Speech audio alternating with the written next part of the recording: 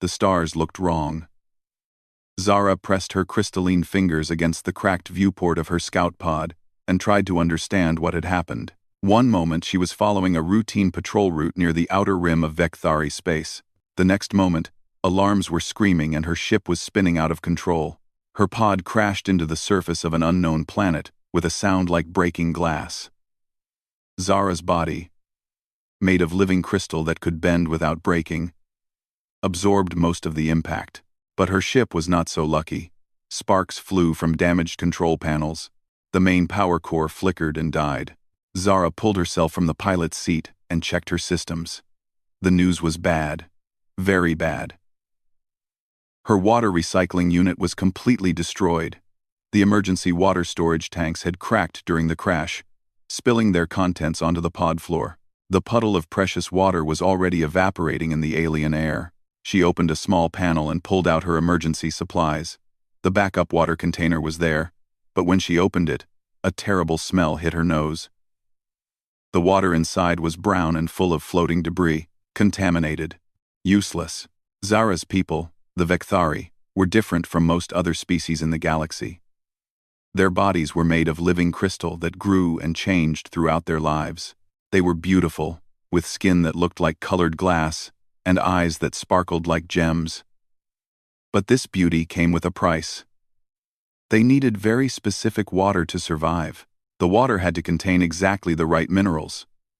Too much of one type, or too little of another, and their crystal bodies would start to break down. On their home world, this was never a problem. The ancient seas contained everything they needed. In space, their ships carefully recycled and cleaned water to match their homeworld's oceans.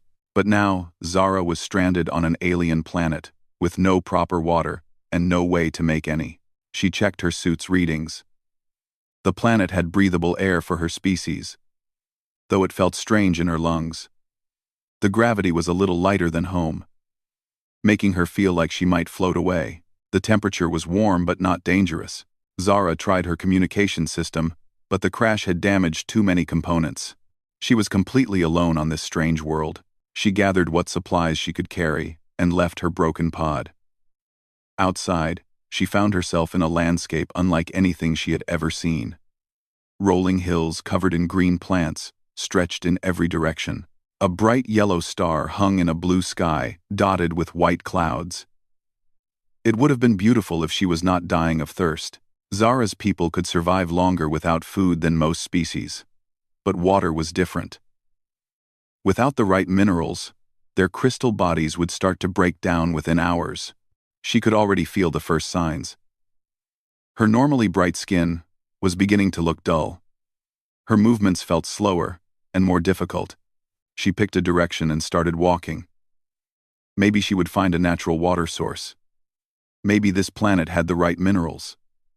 It was a small hope, but it was all she had. As she walked, Zara noticed that this world was full of life.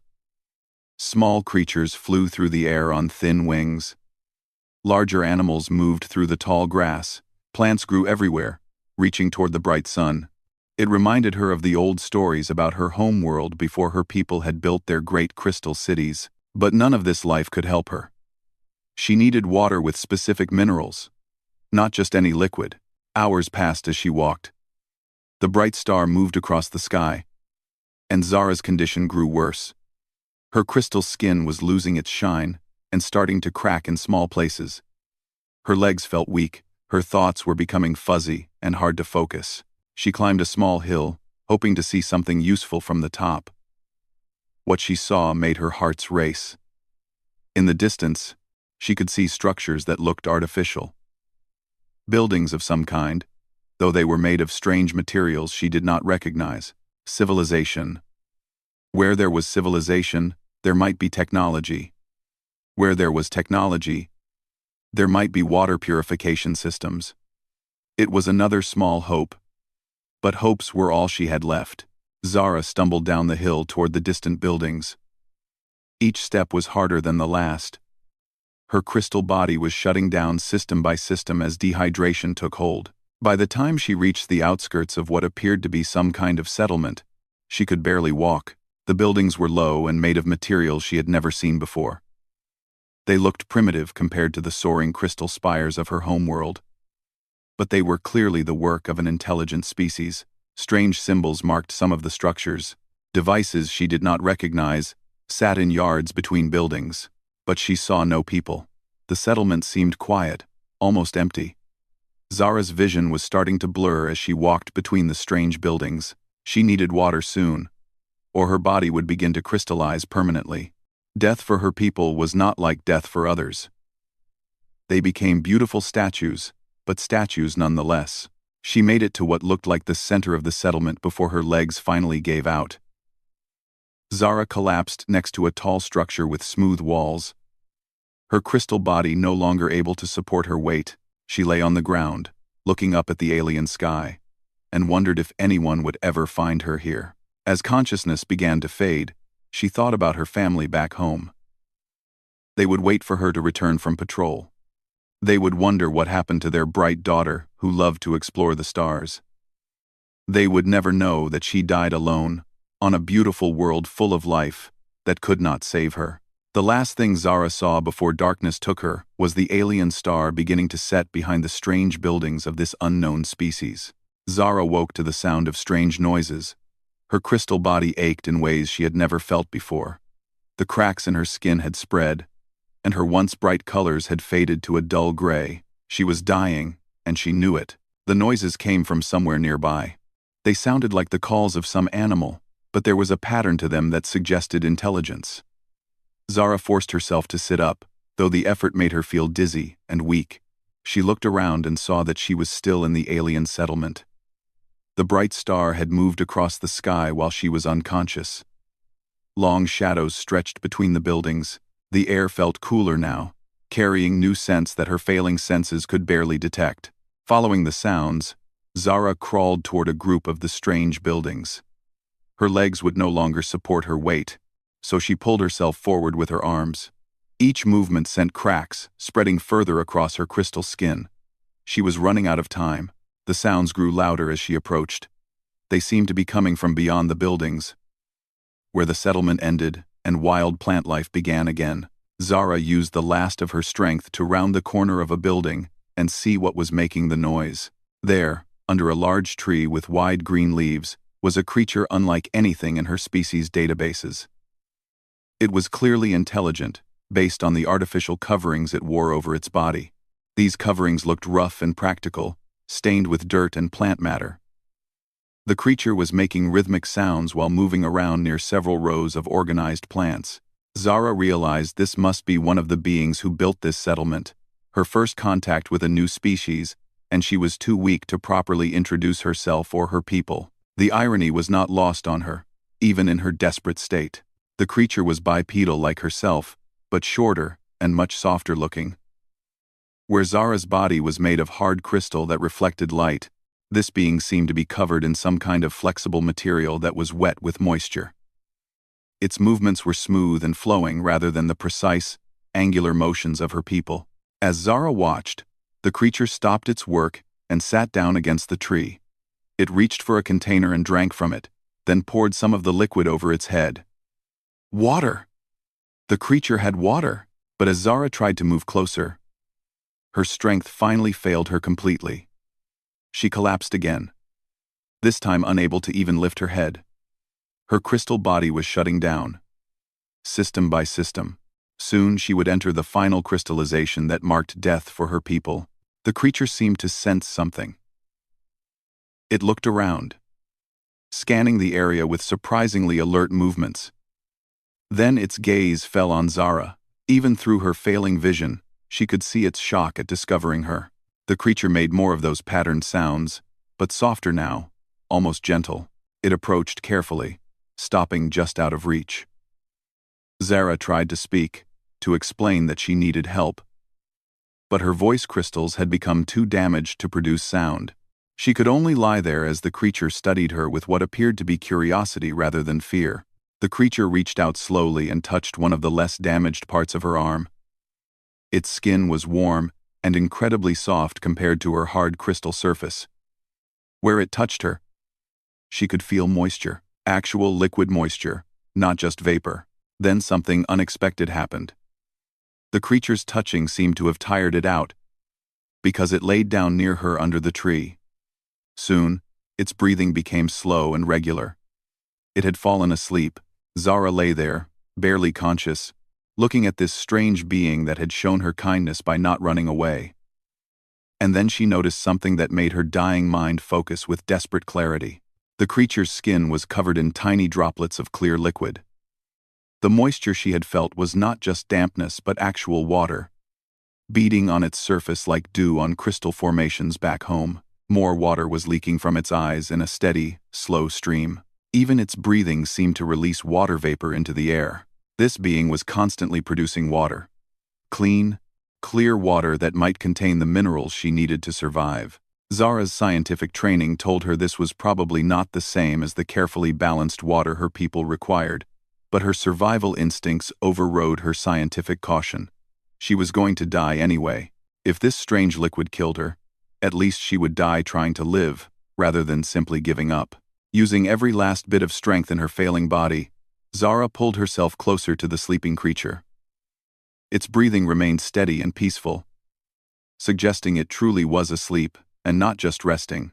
With trembling crystal fingers, Zara began to carefully collect the droplets from the creature's skin.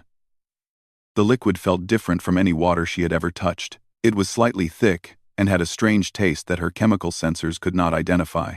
But it was liquid, and she was dying of thirst. She gathered what she could from the creature's forehead, where the water droplets were largest. Then, she moved to collect the clear fluid leaking from its eyes. This liquid was different again, with its own unique chemical signature, but it was still water-based. Zara consumed every drop she could find without touching the sleeping creature's skin directly. She did not want to wake it, and possibly frighten it away. This might be her only chance for any kind of liquid sustenance. As the strange water entered her system, Zara waited for the worst.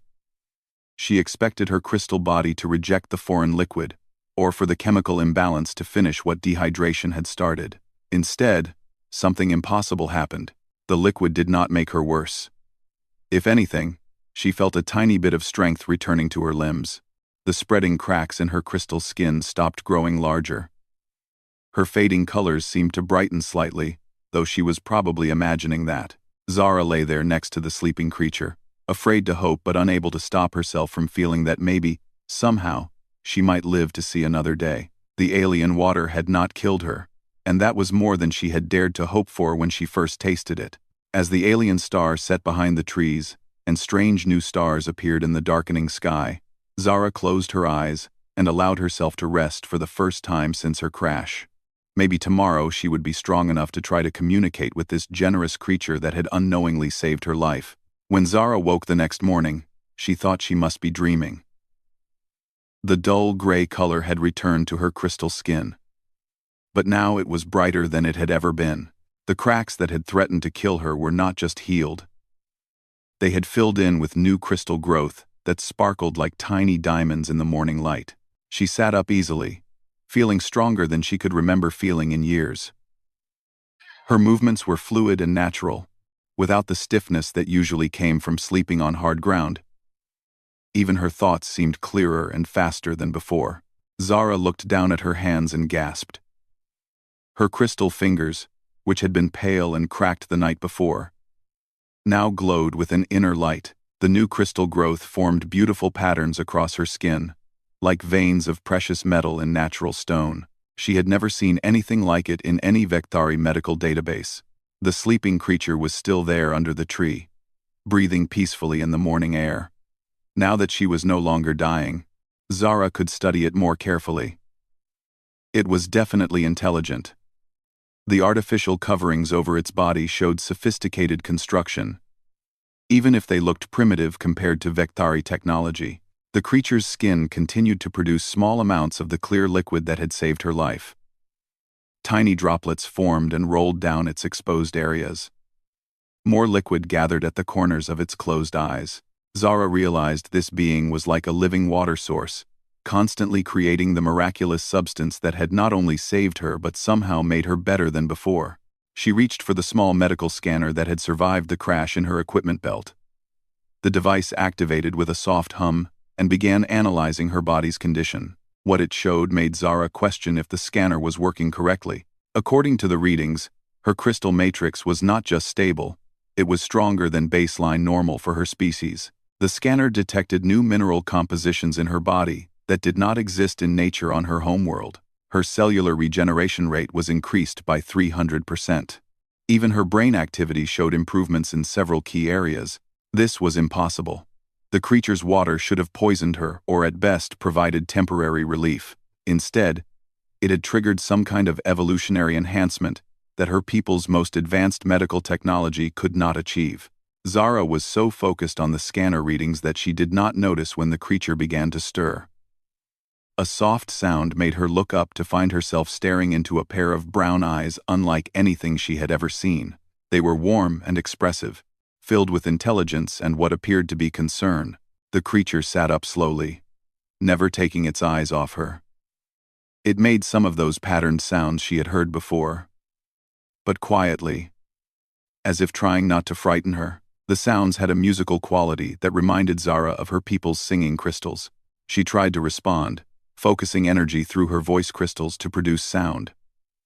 To her surprise, the notes that came out were purer and clearer than any she had made before. The creature's eyes widened in what might have been wonder or surprise.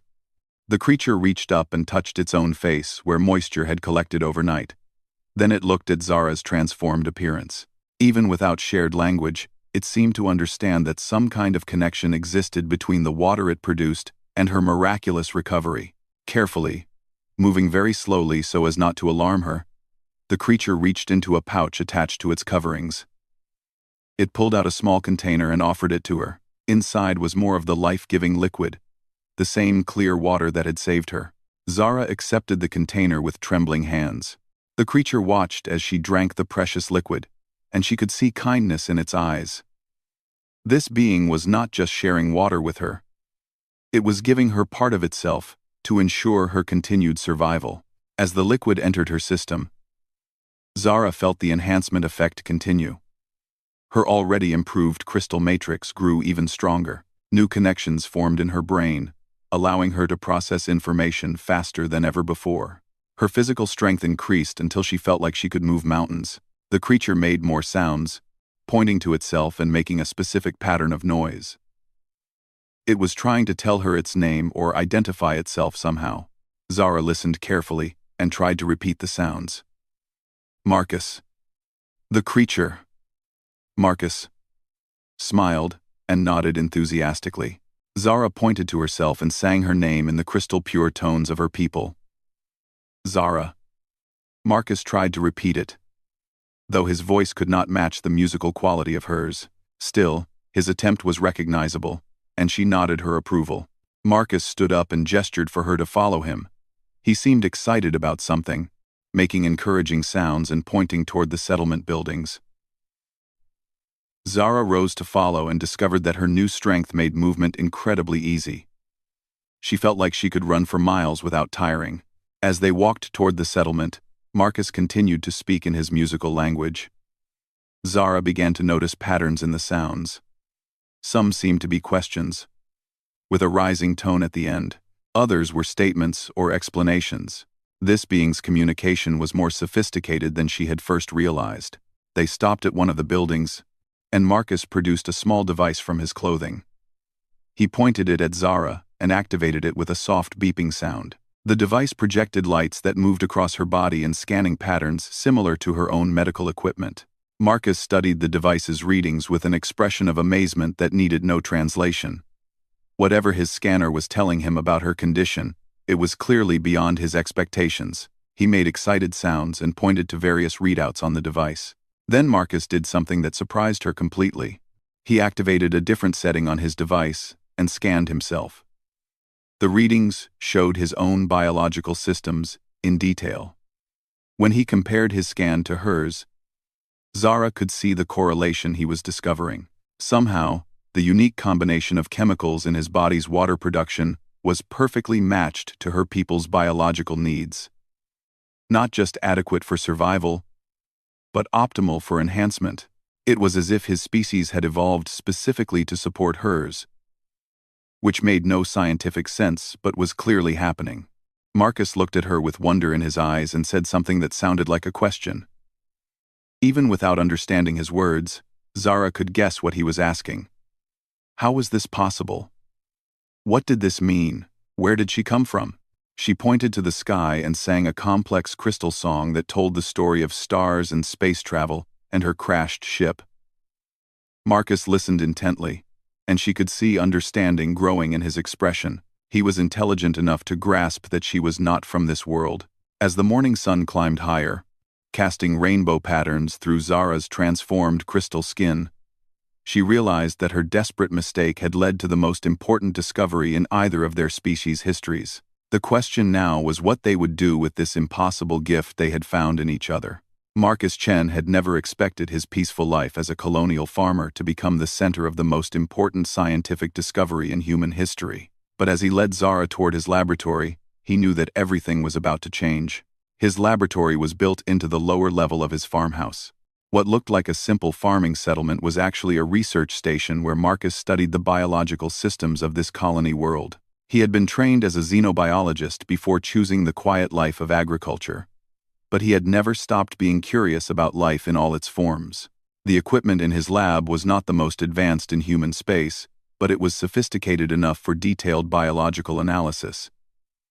As Zara examined the strange devices with obvious scientific interest, Marcus began to understand that she was not just intelligent but also educated in technical subjects. Marcus gestured to a comfortable chair designed for various body types and indicated that Zara should sit. She understood immediately and settled gracefully into the chair, her transformed crystal skin catching and reflecting the lab's lights in beautiful patterns.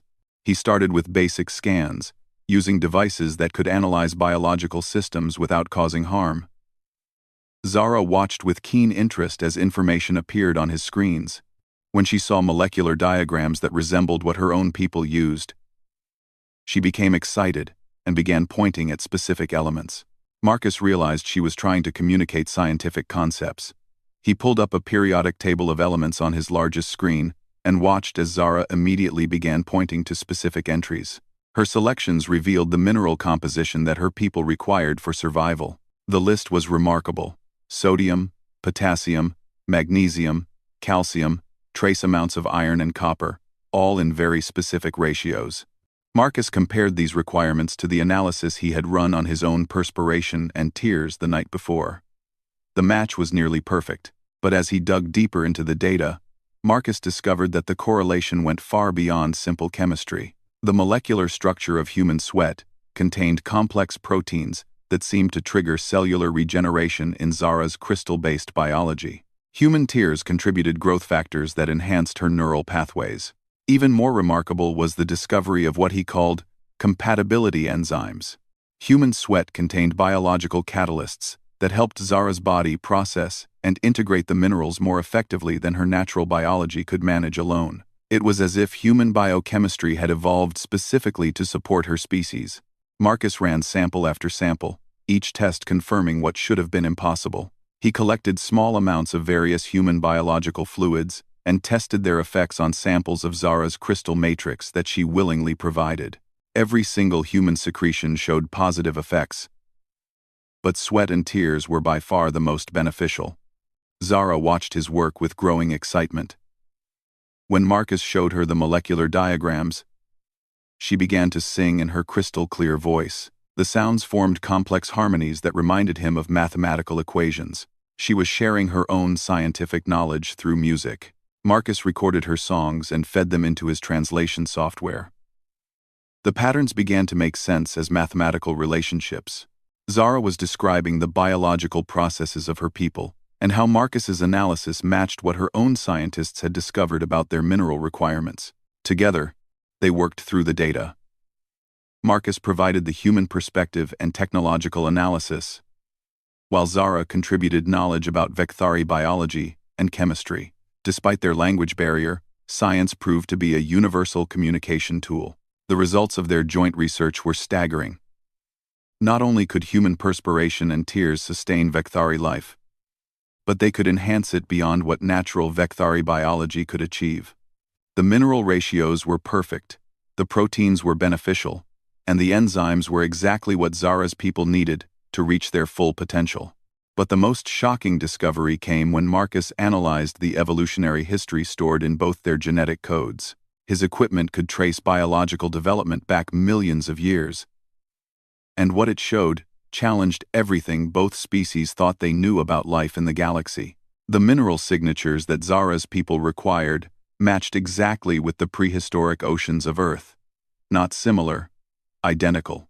Somehow, both species had evolved from environments with the same basic chemistry, despite being separated by thousands of light years. Marcus pulled up star charts and geological data from Earth's ancient history. When he compared them to the information Zara provided about her homeworld's prehistoric era, the correlations became impossible to ignore. Both worlds had gone through nearly identical stages of chemical evolution. Either this was the most incredible coincidence in galactic history, or there was a connection between their worlds that went back to the very beginnings of life itself. Perhaps a single event had seeded both worlds with the same basic building blocks billions of years ago. Zara seemed to understand the implications as well as Marcus did. She began to sing again, this time in tones that sounded almost religious. Her people had ancient stories about the origins of life, and some elements of those stories seemed to match what they were discovering. Marcus decided to run one more test. He analyzed trace elements in human sweat that came from stress hormones and emotional states. When he exposed Zara's crystal samples to these compounds, something extraordinary happened. Her crystal matrix began to exhibit new properties: increased durability, enhanced conductivity, and improved efficiency in processing minerals. It was as if human emotions, translated into chemical form through perspiration, could unlock evolutionary potential in Vecthari biology. The stronger the human emotion, the greater the enhancement effect. Fear, joy, love, determination. All of these feelings created different chemical signatures that triggered different improvements in Zara's crystalline structure. This discovery suggested that the relationship between their species was not just biological but emotional as well. Humans who cared deeply about something would produce the most beneficial secretions for Vecthari enhancement.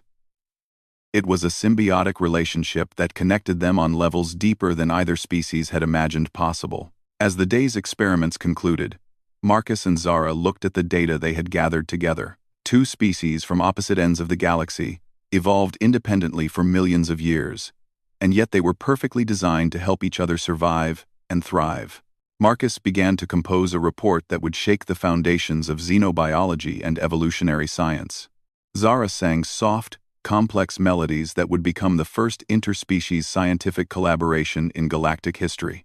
Neither of them knew that their discovery would soon reshape the relationship between all intelligent species in the galaxy. They had proven that life itself might be far more connected and purposeful than anyone had ever dared to imagine.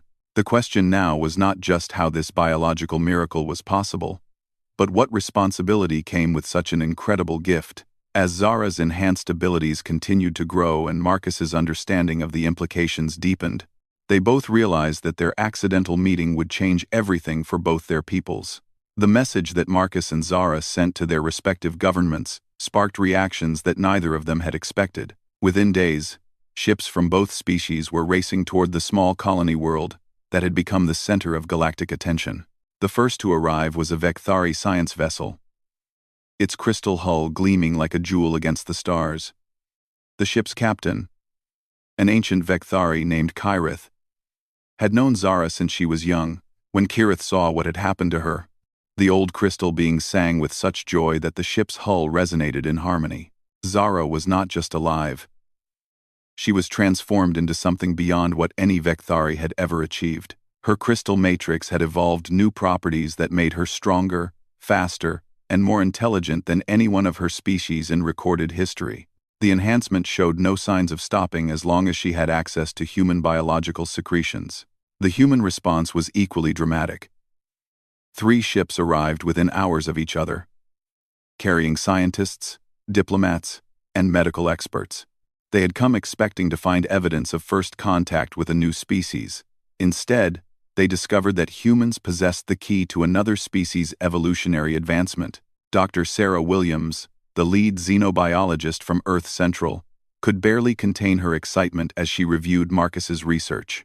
"This changes everything we thought we knew about evolution and species interaction," she told the assembled team. "We're not just compatible with the Vecthari. We're symbiotic on a molecular level." The Vecthari delegation was equally amazed. Their bioengineers had spent centuries trying to enhance their people's natural abilities through technology. Now they discovered that another species could provide organic enhancement that surpassed their most advanced medical treatments. But the implications went far beyond simple biological benefits. When word spread to the Vecthari High Council, it triggered the largest political shift in their civilization's history. The Vecthari had always been isolationists, believing that their crystal-based biology made them superior to what they called soft species, like humans. Now they faced undeniable proof that their survival and advancement depended on cooperation with exactly the kind of beings they had dismissed. Elder Thane, the most conservative member of the High Council, was forced to admit that their species' pride had blinded them to opportunities for growth and improvement. The human government faced its own challenges. Many colonies and political groups worried about the implications of being needed by an advanced alien species. Some feared that humans would be seen only as sources of biological materials rather than as equals and partners.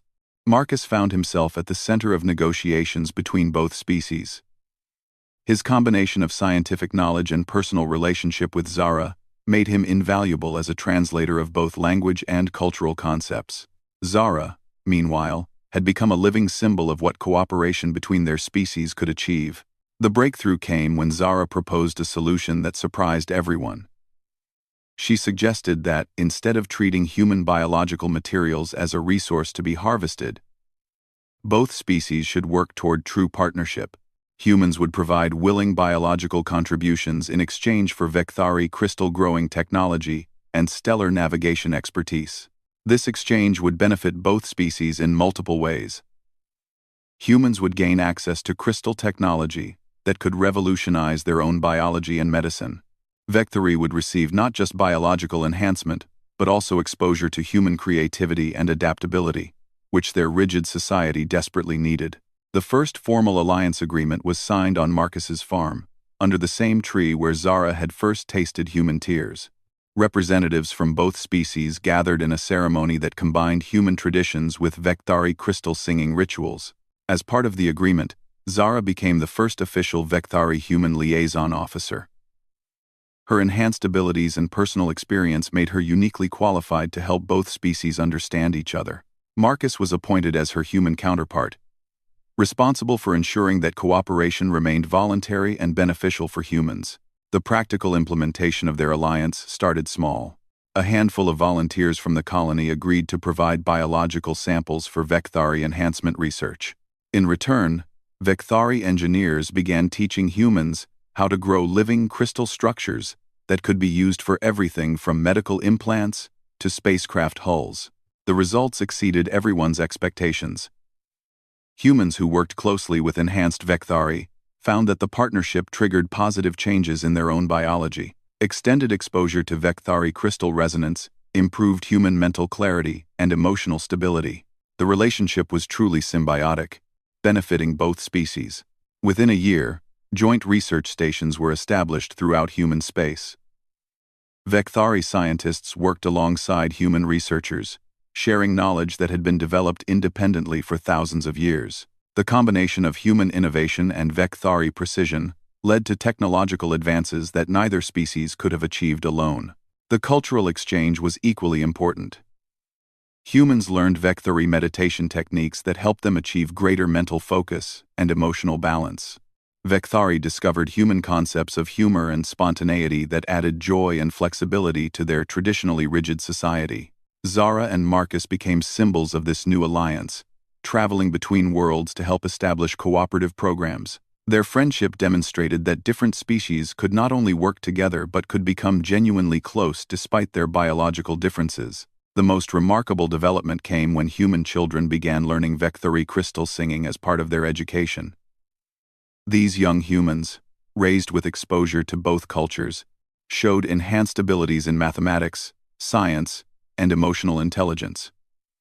They represented the future of interspecies cooperation, As their second year of partnership concluded, both species realized that their accidental meeting had revealed something profound about life in the galaxy. The universe seemed designed to bring different forms of life together, each providing what the others needed to reach their full potential. Zara often returned to that tree where her life had been saved by a sleeping human's kindness. She would sit there with Marcus, watching the sunset paint the sky in colors that reminded them both of the beauty that could emerge from unexpected cooperation. The Vecthari had learned that their crystalline perfection was not diminished by needing help from others, it was enhanced by it. Humans had discovered that their greatest gift to the galaxy was not their technology or ambition, but their willingness to share themselves with strangers in need. Their alliance became a model for other species throughout the galaxy. The story of the alien girl who mistook human tears for water, and the farmer who willingly shared his own biology to save a dying stranger, inspired countless others to look beyond their differences and find ways to help each other thrive. In the end, Marcus and Zara had proven that sometimes the most important discoveries come not from seeking power or advancement, but from simple acts of compassion between individuals who choose to see past their differences and find the connections that make them stronger together than either could ever be alone.